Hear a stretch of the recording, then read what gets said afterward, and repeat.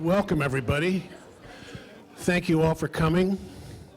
I want to welcome our members and history aficionados and Ed Borein fanboys and girls who are here to learn a little bit more about him. This is a kind of a culmination of a long project here at the museum. Museums publish, and great museums publish great books. And I know we've published a great book, so maybe we get to have that great part attached to us as well. This Borein project kind of is the capstone for our Borein efforts over the last seemingly 100 years that we've been at this. And we can't start without acknowledging the hard work of Warren and Marlena Miller for all the hard work they did on the gallery, on the book, and their persistent passion that they have for Edward Borein. So I'd like to give them a hearty round of applause.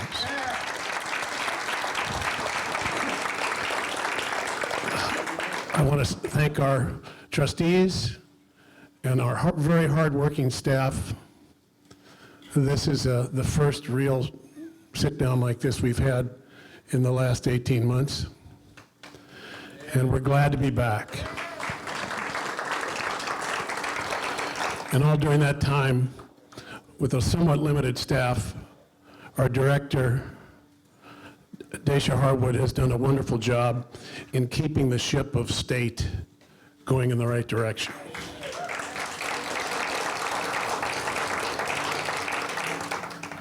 But now on to our speaker. I have had the great pleasure of knowing and working with Byron Price for many, many years. And if there's anyone who has the street cred, actually in this case the trail cred, to write a book about Edward Borein, it's Mr. Price. From his early work on the photographs and life of Irwin Smith, to his picturing Indian Territory portraits of the land that became Oklahoma, to his seminal and breathtakingly complete catalog raisonné on the works of Charles M. Russell, Byron brings to every one of his projects the thoughtful dedication and authority of a skilled historian who also just happens to love his subjects. He's a graduate of the Military Academy at West Point and earned his master's in museum science at Texas Tech. In his incredible career, he's retired now, which is almost laughable because it's not like he's going to stop, but you know. He served as director of several institutions, including director of the Charles M. Russell Center for the Study of the Art of the American West at the University of Oklahoma Press in Norman. Now, I have one of his business cards that has that title on it. It is the bitchinest title I think I've ever seen. It takes like 6 lines on this card. He was also a director at the Panhandle Plains Historical Museum in Texas, at the Cowboy Hall of Fame, which us old people still call it that, and new people call it the National Cowboy and Western Heritage Museum. Again, a tremendously long title. You almost want to have, you know, in short order sheet metal shearing added to it there, but as well as the Buffalo Bill Center of the West in Cody. He is, and not just in my view, because I'm a fanboy of his, a respected expert in cowboy culture.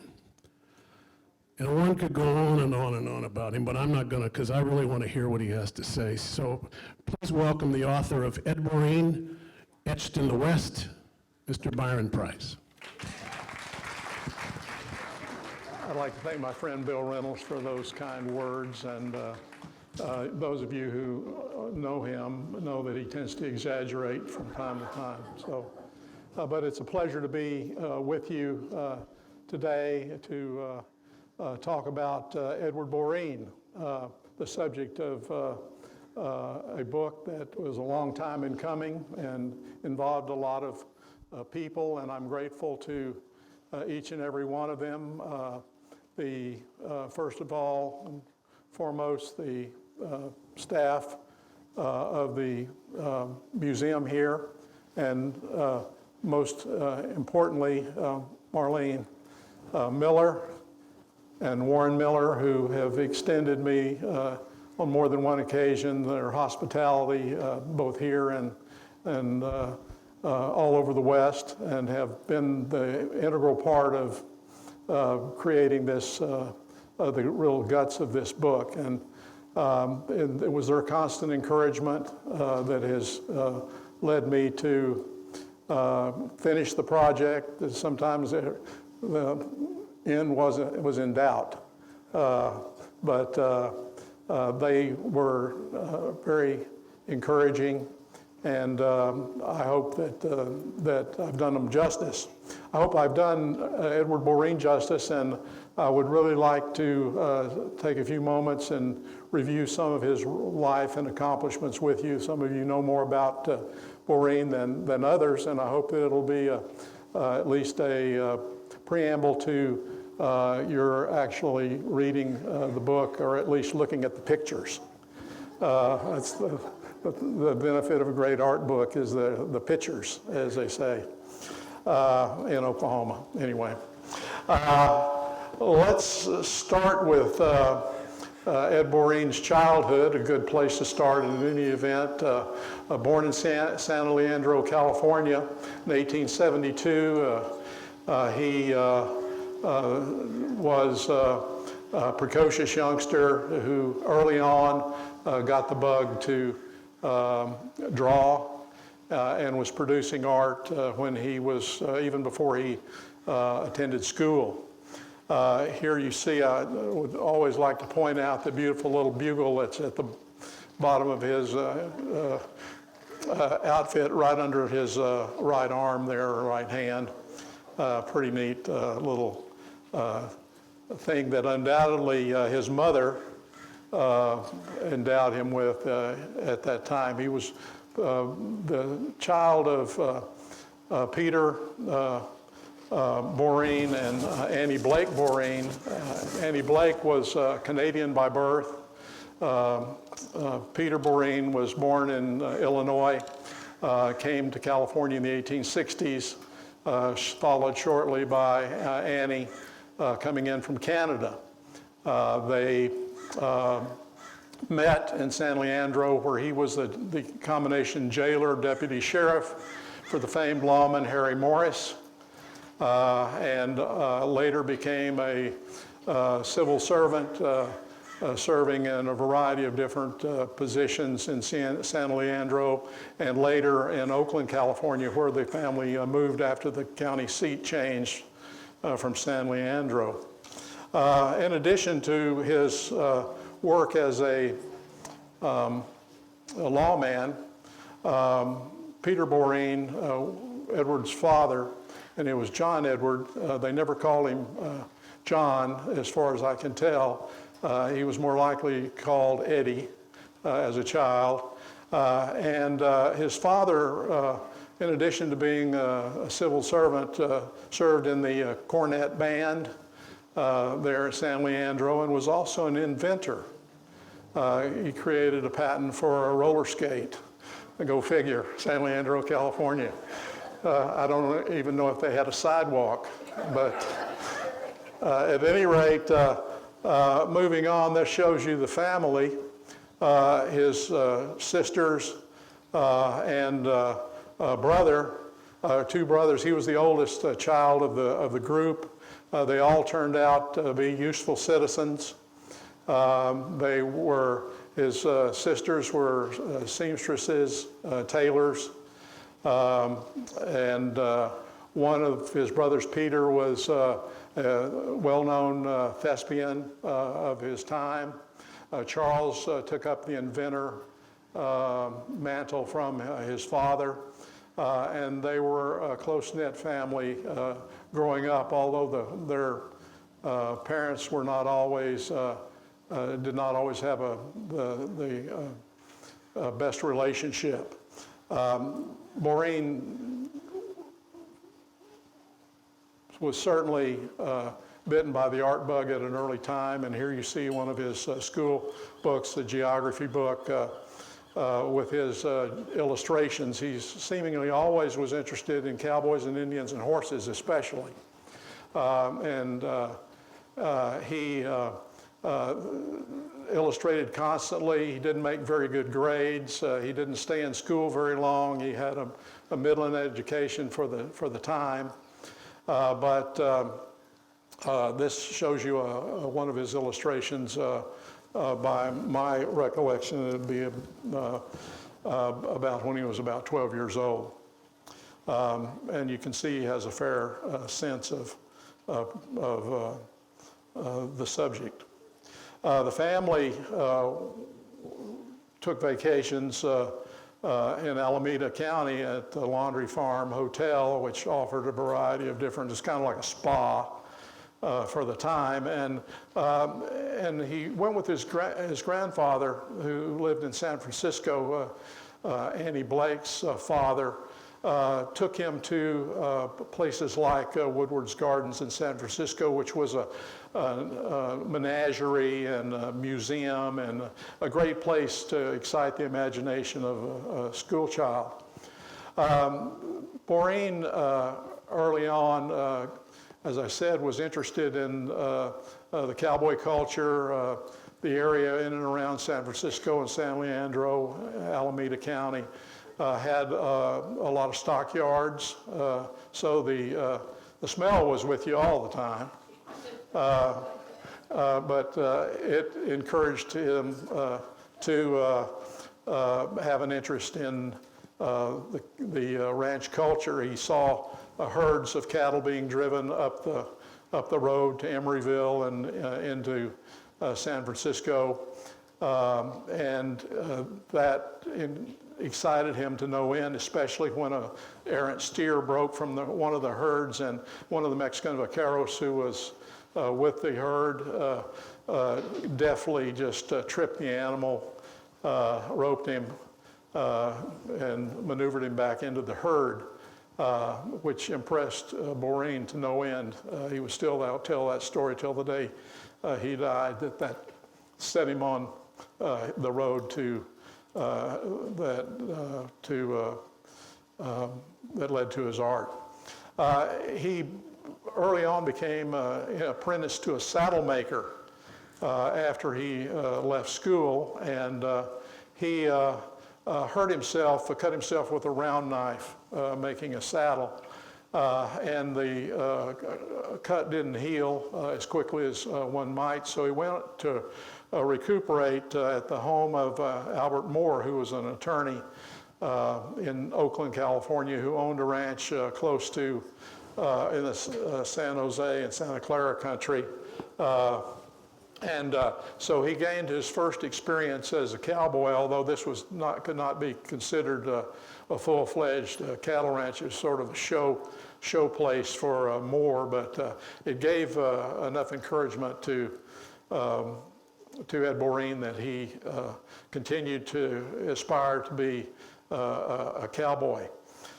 He went, his art got him enrolled in the San Francisco Art Association School in 1890, and he stayed a total of 3 months because they were assigned to draw plaster casts of body parts and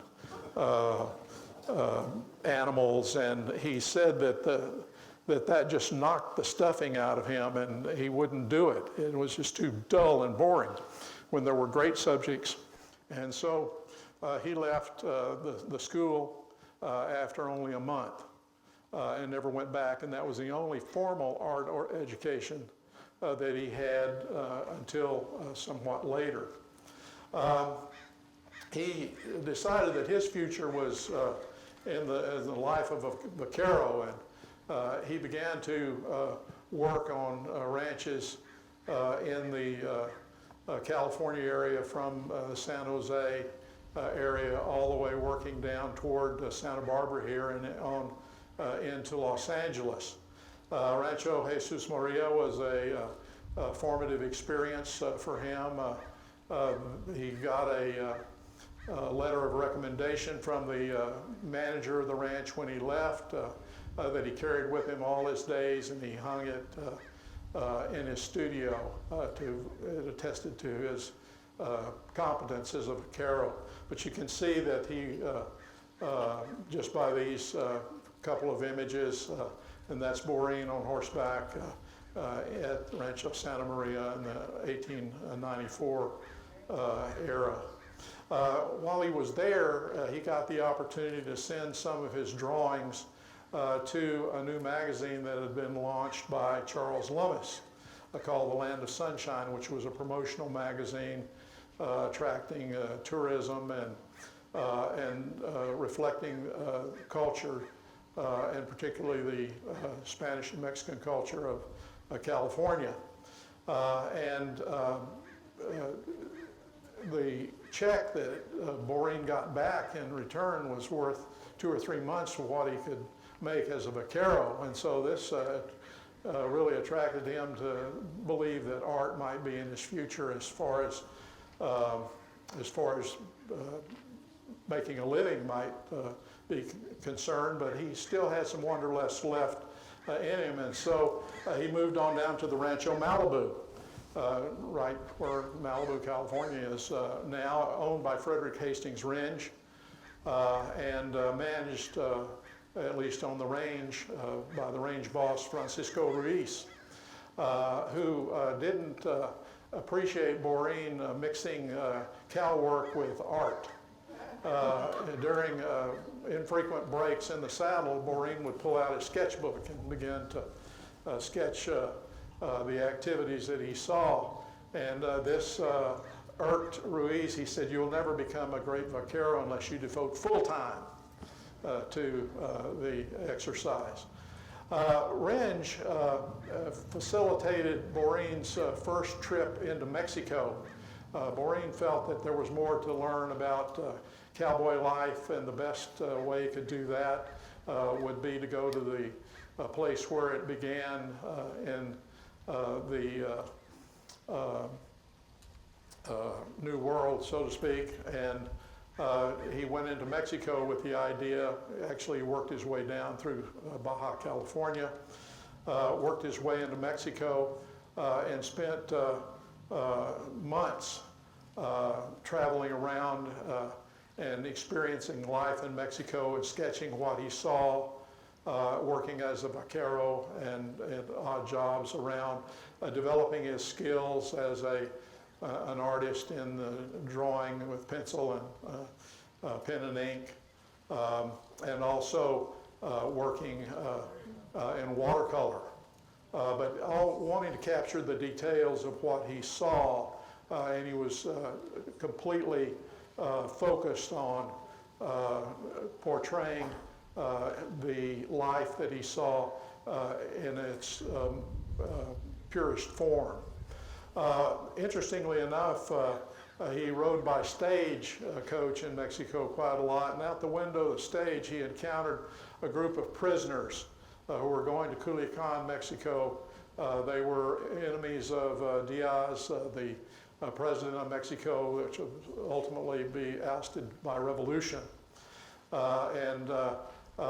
He sent some of these illustrations back to Lummis at the Land of Sunshine, who published them. But I always thought that this flat form illustration had a lot of modern look to it, and showed that he could get the general idea of a picture without necessarily devolving into so much detail. He worked his way around California, or around Mexico, and came out in the Southwest, in New Mexico, Arizona, before returning to Oakland and home in 1900. There he decided by this time that he would try to hone his career as an artist, and so he immediately was able to link up with some fellow artists and other literary and literary types who were part of the Lotus Club. And they funded a publication called the Muse. And amongst the illustrators of the Muse were Edward Borein, and these are some of his early works. And also Maynard Dixon was a famous artist who worked for the Muse during its very brief existence. But you can see not only the subjects that were interesting, Edward Borein, but his design sense. The work on the right with the pottery linking around this poem, I think is a great exhibit that will, or a great indication of his design sense that will exert itself over and over again in his career. He had the good fortune to run into Maynard Dixon, and they hit it off because both of them had an interest in the range culture, and they determined to take a trip, which they did right after the turn of the century by horseback. Imagine, if you will, launching from San Francisco by horseback, going over the Sierra Nevada mountains into in and around Reno, Nevada by horseback, then circling back up into Northern California, into Oregon, bound for Montana. It was their goal, but they didn't reach that far. They sort of got trail foundered after being several months on the range, and they turned back and sold their gear and their horses and took the train back to San Francisco. But this shows Dixon, and they would be friends for the rest of their lives. Borein went back and forth to Mexico more than once in the years that followed, and particularly in 1903, he went down with Owen O'Neill, a geologist from Santa Barbara, who was working in northern Mexico in the mines there. Borein went to Guadalajara and worked for a photography shop and developed a real interest in cameras and utilized a camera in his art for the rest of his life. Not only a still picture camera, but also a motion picture camera later on. But he tired of the scene in Guadalajara eventually, and he had the opportunity to go into Chihuahua to the Babacoa Ranch owned by Phoebe Hearst. His mother had encountered Mrs. Hearst. His mother had done some work for her, in domestic work, and so that is probably the way that he got the invitation to go to the Babacoa. Well, it turns out they were driving cattle into the United States to be wintered in the San Joaquin Valley of California, but they delivered them from Chihuahua up to Deming, New Mexico.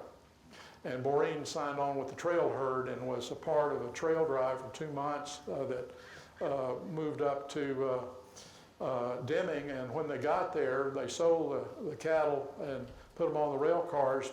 There to collect the toll, or the tax, was none other than Pat Garrett, the famed killer of Billy the Kid, who had come over from El Paso so he made that little, and these are some of the photographs that were part of that 1903 experience. Once he got back to California, he moved back in to the to his art career and developed his studio again, and was embraced by the California or San Francisco newspapers, one of which published this full-page spread on Ed Borein, the cowpuncher artist, and that's what he went by. He didn't call himself a cowboy artist, he called himself a cowpuncher artist. And they began to regularly feature his work. These are some of the works that you would see if you were looking in California papers of the time.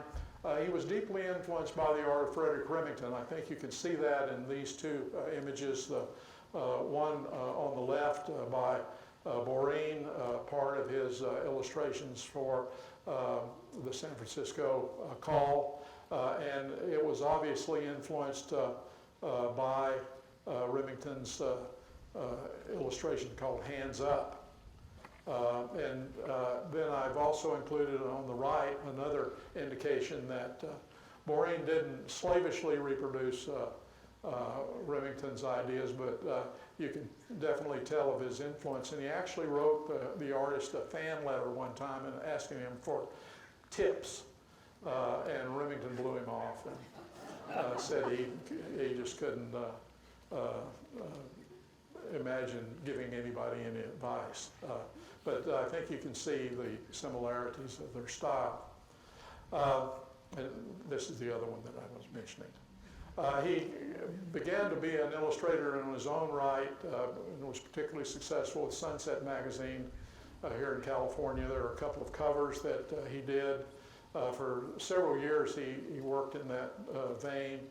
He worked a lot in grisaille, which is a black and white oil form. These are illustrations for articles in Sunset. But he developed his own artistic career as an oil painter.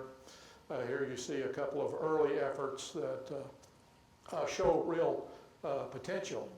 He was encouraged along the way by a woman named Maisie Emerson, Maisie Emerson was an editor at Sunset magazine. She was married to Edward Emerson, who was a journalist and a writer and a former member of Teddy Roosevelt's Rough Riders.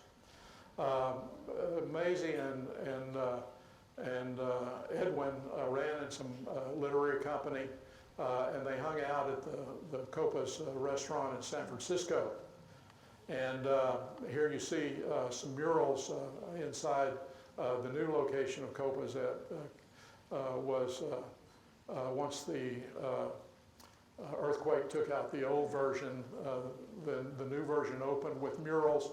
And it was called the Black Cat. And Maynard Dixon and other artists, including Ed Borein, contributed works to that went all the way around the restaurant. And you can see Maisie's name up above, along with some of the other Gerda and other philosophers and artists of the time. The Emersons were moving to New York in 1906, and so they, once they got there and got settled, they invited Borein to come and live with them and see if he could work into the advertising medium in New York City and also the illustration medium and help. He introduced Borein around all the art directors of the magazines of the time when Borein went over and decided to do that in 1908.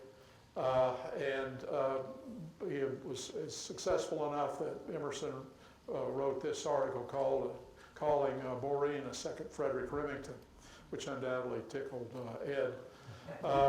And these are some of the illustrations that he would have produced for magazines of the day. His Western subject matter was predominant, but there was anything with an animal or a horse was his style, and even camels on occasion. This shows you a little bit about how he worked. He created mock-ups for illustrations. Unfortunately, I don't think this one ever actually got published, but it should have, because I think it's very fits the bill.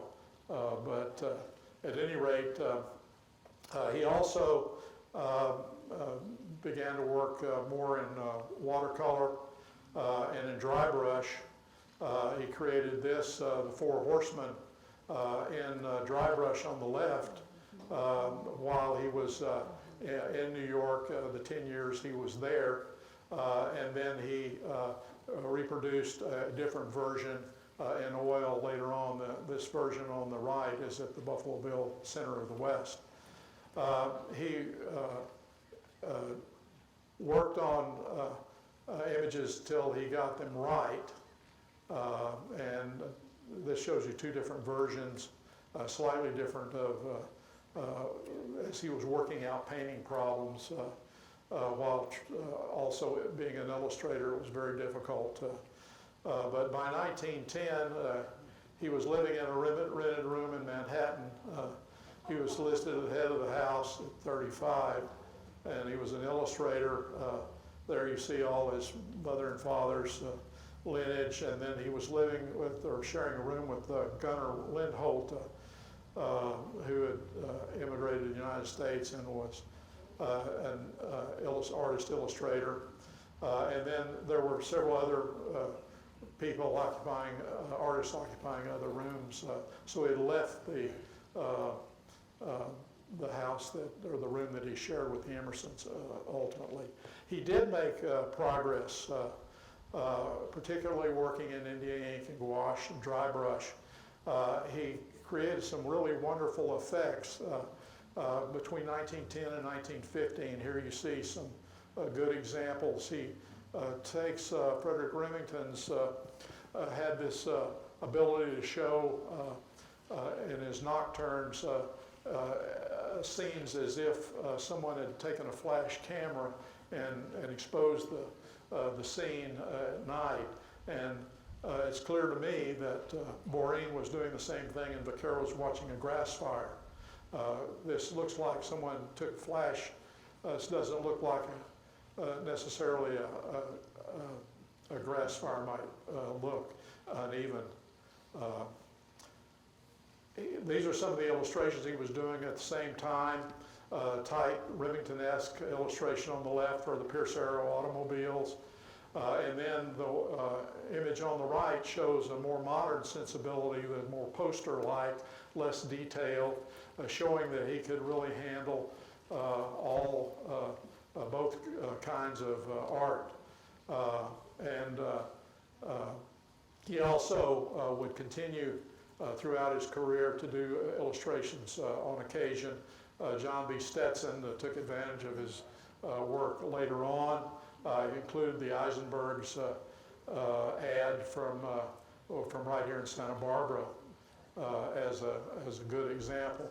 By this time, by the 1914, he was really becoming much more adept at portraying action, as shown here.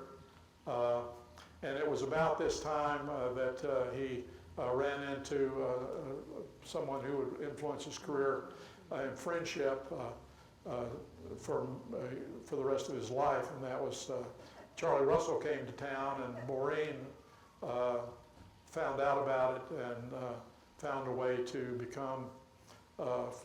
go to his show, introduced himself, and this was like a magnet coming together. He became one of Russell's best friends, if not his best friend. They were friends for the rest of their life. Here are a couple of scenes showing Russell and Borein. They would ultimately show together at the Calgary Stampede beginning in 1912 and in the Winnipeg Stampede in 1913. He also, around that same time period, encountered Will Rogers. He went to see Buffalo Bill's Wild West, and Will Rogers played Buffalo Bill's Wild West only 5 times in his whole entire life, and this was the last performance that Will Rogers did his trick roping act with Buffalo Bill there in Manhattan. Actually, it was over in Brooklyn, but again, he went up and approached Rogers and told him that he knew a few rope tricks himself, but Will ultimately, Ed put up his ropes. But their friendship also endured, and particularly when Will Rogers began to play for the Ziegfeld Follies and was downtown very close to Borein's studio. Charlie Russell came to town because he had a show almost every year or many times. And then Borein went out to Montana. So those 3 people became very, very close. While Borein was becoming an accomplished illustrator and working hard on his fine art. He was encouraged to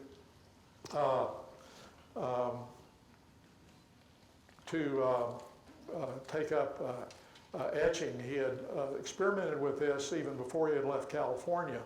California Etching Society had just gotten started. So he looked at the curriculum at the Art Students League and found that Wojciech Presig, Czechoslovakian artist, was teaching etching. This was a natural for Borein. The discipline of working in this medium really fit his style, and he saw that one could produce multiples and perhaps work on volume instead of as well as doing individual paintings. So here are a couple of his very first efforts, which it looks to me like he was pretty much born full grown into the etching business. He only took this over a couple of part-time over a couple of years. He would produce over 400 etchings, maybe closer to 500, and subjects that mimicked the other subjects that he was doing in drawing and watercolor and oil painting. And here are some select examples. He moved his studio several times in New York, and his studio was full of artifacts that he used for details of his paintings. And here you see Native American objects and cowboy, Mexican vaquero gear. Those were the subjects he was interested in. Interestingly enough, one of his studios was right above the Indian Exhibits Company, which was a company that handled Native American artifacts for the Broadway stage and for plays and for collectors in New York. And they handled all kinds of basketry and pottery and beadwork and all of that sort of thing. And this is how Borein, I believe, and this letter was a letter relating to and referring to Edward Borein and Charlie Russell. But I believe that this is how he got a lot of his stuff. He may have traded some of his artwork for the like. He developed friendships quite easily. He became friends with a man named Billy McGinney, who, if any of you know who he was, a great rodeo performer, Wild West show performer, and also a member of Theodore Roosevelt's Rough Riders. McGinney and Edward Emerson introduced Borein to Theodore Roosevelt, and they actually rode, the trio of them rode from Manhattan horseback, got on a ferry, and then rode to Oyster Bay in their full Rough Rider costumes. Borein was provided with one because he was the only, I think he was the only honorary member of the Rough Riders group, but he helped deliver the flag that had been loaned to a group in New York back to Oyster Bay.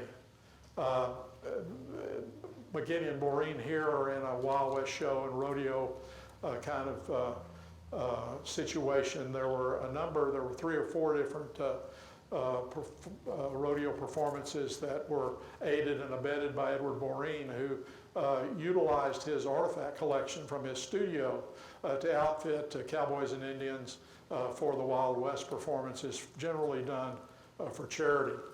I mentioned the 1912 Calgary Stampede that Borein participated in, both as doing advertising art for the Stampede, but also doing, they had an art exhibit underneath the stands at Calgary that had was a traditional exhibit with Russell's art, Borein's art. Here, this shows you with them posing with the dignitaries. Borein is, I think, the 4th from the right there, and then Russell's three more down in the middle. One of the paintings that Borein took to Calgary was this one. He had obviously studied the nocturnes of Frederick Remington fairly closely, because although he couldn't get quite at this particular time to, and this is one of the only nocturnes that I know that he did in oil, but certainly it sold in Calgary, so someone liked it. His bucking horse, called ICU, became the poster image for the Calgary Stampede into the 1920s and beyond. He gained such a reputation for doing this work that he was called upon on several occasions to do the advertising for Wild West shows, the Stampede at Sheepshead Bay, New York. For example, this image was reproduced as a poster for a 1916 image. Borein also participated in performances of sort of a little theater or Wild West show group locally that included such people as Will Rogers, Leo Carrillo, who was with the Cisco Kid, you may recall, who cycled through Santa Barbara before he went to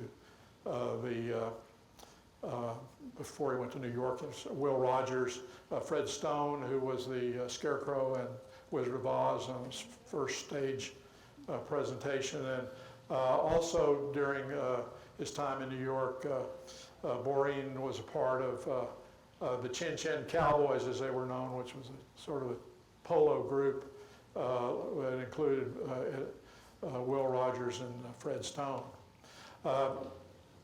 Periodically, Ed Borein left Manhattan and had to go west. He went to places like the Crow Agency in Montana near Sheridan. He went to the Southwest, all of which to provide sketching opportunities for him. And as he began to really improve in the 1915 and 1920 period, probably his best in terms of oil painting. He frequently made a painting and an etching of the same subjects, and I'm going to show you several. The horses, riders, horsemanship were incredibly important to him. He developed a real knowledge of all, and he could portray a bucking horse better than either Remington or Russell, in my opinion. He just had the knack. But for some reason, he was intimidated by Charlie Russell's abilities in that regard, and so his oil paintings were, although they didn't totally stop, he did not produce very many oils, feeling that Russell was doing it better than anybody, so why should he try? It's just unfortunate. But he could do, he was definitely influenced by Maynard Dixon in this particular work, which perhaps was a little later. While he was in New York, he was a well-known Western figure, and someone invited him to take a bit part in a motion picture called The World Against Him, shot in New York State, and it had a fair run as a commercial picture. It did not inspire anybody else to hire him, however.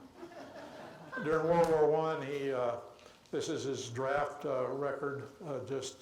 He was way too old to be in the war, but he supported the war effort. He was influenced and helped along the way by a New York gallery owner named Frederick Keppel, who gave him his first one-man show and introduced him to all kinds of artists, including he was a part of a show called of Contemporary Art at the Penguin Club in New York City. He actually hung in the same gallery with Diego Rivera and Pablo Picasso, Edward Borein. And they seemed to accept all that in those days. They were all working. This exhibition was for the war effort, and the Red Cross Parade featured these large paintings in front of the New York Public Library, which you can see with the crosses over them, each one having a different theme about the Red Cross. And Borein was invited to participate, and he created an image of the Red Cross helping Indian families on the Dakota reservations, the Sioux families, which was really out of the ordinary and really fit his. He came back in 1919 after the 13 Winnipeg Stampede to the work again for the Calgary Stampede. Look at the design that he creates with a steer's horn that curves around the bottom of the S. He was a masterful designer. But he had done his time in New York. After 10 years, he was anxious to come back. He opened a studio in Oakland. He's met the love of his life, Lucille Maxwell. He proposed to her in 1920 on the second date. And they really hit it off, and ultimately would wed at the El Salle down the hill from the Southwest Museum in Los Angeles. And his friend Charles Lummis, they were wed on a chief's blanket in his home there. And Borein typically signed his guest book, which was a cherished sort of thing. He honored Lummis with this inscription, to Lummis who started me on a hard road. But for at his wedding, he did this one, which wouldn't cut it today, I don't think. But Ed was a traditional, if there ever was one. And this shows you the card that he and Lucille distributed to their friends called Gone and Done It. About this time, Borein had launched a series of works on the California missions. He was trying to do all of them, but he ultimately did about 10 and did some, like the Santa Barbara mission, more than once, because he would move to Santa Barbara right after he married. He would take up his first studio and living quarters in Reina Adobe, and then he moved to El Paseo a year later. It was full of other studios, and Colin Campbell Cooper could hear Borein holding forth as a storyteller in his own studio, and he wrote this to Borein to welcome them to town, and I think it gives you an idea of the kind of impact that Borein had locally within the community. He was immediately a success with his fellow Barbaranos, if I can use that term. The cramped quarters eventually were replaced by a home out on the Mesa, which was adapted from a Hopi house. In fact, he hired Hopi workmen to build it.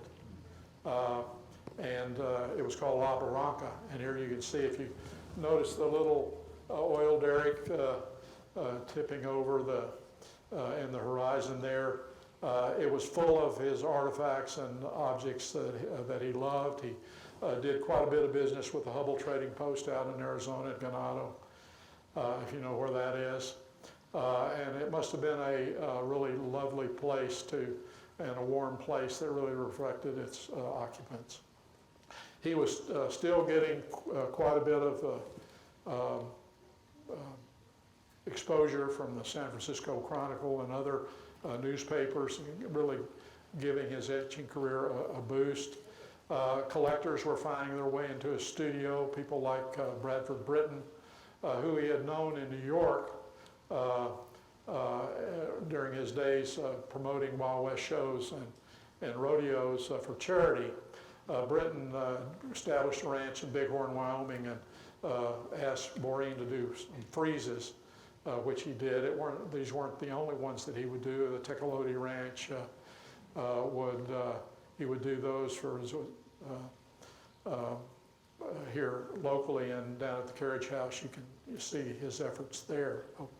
For Edward Borein, who was his kind of collector, he did a Christmas card. He did a special special India ink drawing with celebrating him. He never totally abandoned illustration. These were for a book called Ranch on the Beaver by Andy Adams. He would illustrate also the biography of Billy the Kid, and he would illustrate The Pinto Horse by Charles Eliot Perkins in 1927. And Borein had a real fondness for rodeos. He was very accomplished as a field sketch artist, as much as he was in his studio. He banded together with some in the community here to establish the Old Spanish Days Fiesta. And here you see some of the dignitaries. Borein's in the sombrero, and you are fortunate to have his vaquero, his charro outfit as part of your collection. He also contributed to the founding of Los Rancheros Visitadores. Do we have any members here tonight? Yeah, Bill, I should have known. And is responsible in many ways for promoting the organization into what it became. He developed some great friendships with people he already knew. Leo Carrillo had been a friend since they were teenagers. Will Rogers and Fred Stone were also members. There's a photograph of he and Walt Disney. And the art community in Santa Barbara and Southern California embraced him. Charles Middleton, who had a studio here, gathered a group of artists together in his Beverly Hills home. They're sitting on a fountain that ultimately Borein did an etching of. But Borein was comfortable with all the artists, and they liked to be around Ed Borein because he always had a story. Borein had a hard time working at his studio and marketing his own art because of the interruptions. He couldn't produce work. So he hired Luis Ortega, a young vaquero who had become a rawhide artist, to manage his studio while so he could work at home, at least for part of every day. And this shows that was a formidable relationship for many years. And I'm sure some of you know Louis Ortega and his reputation. Charlie Russell began to come to Santa Barbara in the early 1920s every year. Russell invited Borein to his birthday party. This is the place card. They were all individual mounted figures that Russell did. And he and Russell, in their spare time, created little figures and miniature gear. Russell did the horse, and Borein did all of the gear, and you're fortunate to have that here as well. Another shot of, by this time, Borein was really hitting his stride as an artist, and watercolor was the medium that he, next to etching, was best known for. And I know that those of you who are horsemen will appreciate Borein's handling of detail. He wanted this to be meaningful to people who knew something about the subject, and so that they would get something out of it beyond it just being, a colorful figure reminiscent of things they saw in movies and so forth. So he was very attentive to detail and always wanted to point out something that he was sure that other people didn't know. He did some terrific works like this. You all are so fortunate to have so many great works here. His color and his handling of watercolor was gained by the 1930s was exceptional, and he was producing works from from across the cowboy culture. One of my personal favorites is a very small work called Trail Drive, just because of the attitude of the trail boss, of the cowboy here. He's got the right attitude, and notice that his horse has the same attitude, and how he's replicated the bend of the vaquero's arm with the horse's prancing leg. And yet he could really, by this time, produce horses in motion, the musculature, and he continued to travel and do the subjects that attracted him. He did Blackfoot men in Western Canada, and then he did Blackfoot women, concentrating on giving the native people their due and their cultural due, and recognizing their art. This is one of my favorites because it's such a rich watercolor. And yet, how to account for this rather spare, sort of wind-blown, more atmospheric, less detailed than the other works that you've seen. He didn't do very many of these things, but he showed that he could, and I really like this. He was recognized all over.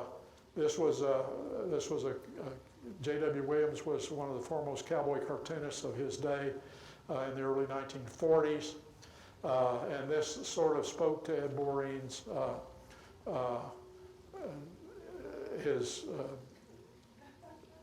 what shall I say? He was a traditionalist, and I thought that I've always found humor in this particular fact. They're talking about this deer that's set up in a natural history exhibition, and how the color, and then Borein, one of the people says Borein said it's modernistic, and they put a bale of hay in them and cut the twine, and the hay expands, and that's how they get and then it all comes to an end in the 1940s. This was the last work that he had on his easel. It was an oil, and he still had plenty of good art in him. I'm sure he will always be remembered for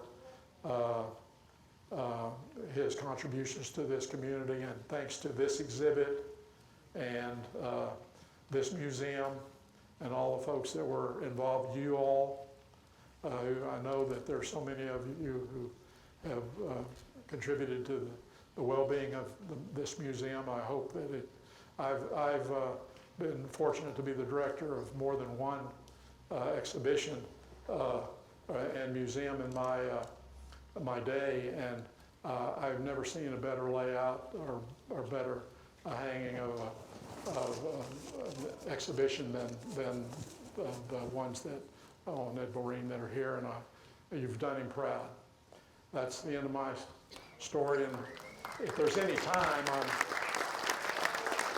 we're good.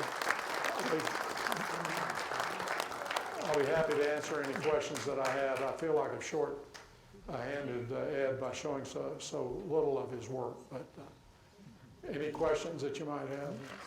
Okay. Yes, ma'am. How did he die, and did he have any children? He had no children. He died, he felt ill. He had some sort of heart ailment. In 1945, he took ill one day and then died the following day. Yes, ma'am. Where are most of his works? Are they in Santa Barbara? There are a goodly number of works in Santa Barbara, but there are works in every major Western museum that deals with cowboy culture, and there are a lot of collectors that are, and this exhibit has benefited from some of the great collections that there are.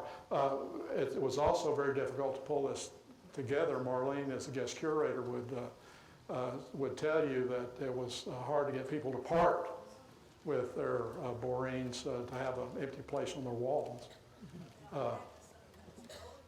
Yeah, she had to loan them something else to get, but perseverance wins out sometimes. Yes, ma'am. Go ahead. Do you know if he knew or had any knowledge of the works of Olaf Weghorst? I think he did, but I did not run across Weghorst's name. Although, yes, I did. He met Weghorst at Bighorn, Wyoming, around Bradford Britton's place, and in Sheridan. He absolutely did. Yes, ma'am. Is that Mary? Do you have any idea what happened to the murals at Couples Restaurant? They were torn down. Yeah, that just crushed me when I found. There's a couple of fairly limited edition books about those, and I looked for every photograph I could possibly find. They only portray those two sections and not the whole thing. Yes, sir. Could you speak to his printmaking just briefly? Well, he was accomplished as a printmaker. He knew all the processes, etching, dry point. You'll see in the exhibit his press. There are some of his plates here and some of his tools. He learned at the Art Students League in New York from one of the best European engravers, and his engraving and dry point work were recognized by all of the. He was a member of the Brooklyn Society of Etchers. He showed with the Chicago etchers. He showed in Honolulu. He showed, interestingly enough, one of the ways that his work was disseminated, and one of the economic advantages to Borein was that in the early 20th century, there was in California, particularly in San Francisco and Los Angeles, the two urban areas, interior designers were embracing etching as an interior furnishing, if you will, and art at the same time. And so he had one person show at Gump's in San Francisco, more than one, and also at interior designers in Los Angeles. So he was his work was and as a matter of fact, one of the great American etchers, Child Hassan, who was also a great painter, did an etching of Borein here in Santa Barbara on the street, and you can see that in the show. So check that out. That was a tribute to Borein, and they were young men at the same time in New York, and most of these artists were, at least for a while, were working commercially as well as trying to find their way as a fine artist. Yes, sir. You know if the house still exists on the basement? No, unfortunately, in the 70s, I believe, it was torn down after a gallant effort, but I think they just wore them down. Yes, ma'am. Did he have family members, not direct, the family members got a lot of the artwork, because I think I knew. Well, we have at least one family member here today, but I don't know about, undoubtedly, there are records of him giving works to various family members. his brothers and sisters primarily. Anything else? Well, thank you. Oh, excuse me. No, just they were destroyed, unfortunately, when they tore down the Black Cat. Looked like a great place. Yes, sir. Most of Borein's works are titles. Did he assign those titles himself, or was it done by others? He was very lackadaisical about titles. And so he didn't much care. Some he did if he was called upon to title something, but he was just as likely not to have titled something. But yes, he did do probably, I'd say most of the work, you know, he applied a title to, but some he didn't. And you know, other people did. Oh, one more? Okay. Just regarding like his character, do you have any feedback or any like description of his character, his personality, from what you could tell from? Well, he was a very warm person in terms of if you were his friend, you were his friend, and he loved to talk shop, and he loved to engage people who came to his store, and he loved to tell stories, and it was that storytelling ability both in art and orally. They said that Will Rogers and Charlie Russell shut up when Borein was telling a story, so he had a real knack, and that was the thing that engaged. You know, he could find something that would touch everybody. Likewise, he could be pretty grouchy. You know, if somebody rubbed him the wrong way. There's a story of the woman who came in and asked about an etching, and she said, "How much is it?" And Borein said, "Well, it's 30." And so she gave him, she gave him 30 cents. And he had to give her change, but he did it without complaint.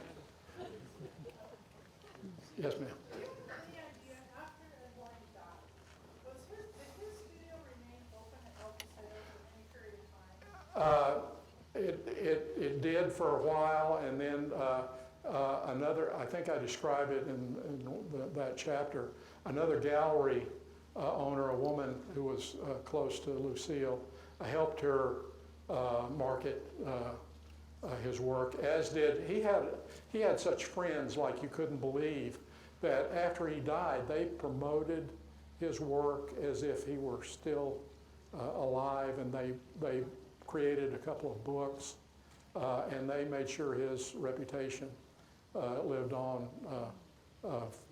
for a while, because they were so, a guy who was so involved in the community with the rancheros and with the Spanish Fiesta, and just as a fixture in the business community, and was always, he would give to the war effort, he would give the community, give works to be auctioned off for this or that. He was a real person that you would like to have in your community.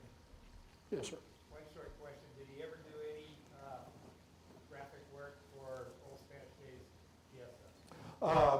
Yes, he did. He did programs and things of that nature. He did the Lobero Theater, some of their stuff. He did things for the Automobile Association. People who needed, work, he would deliver if he could. And he always had that great design sense.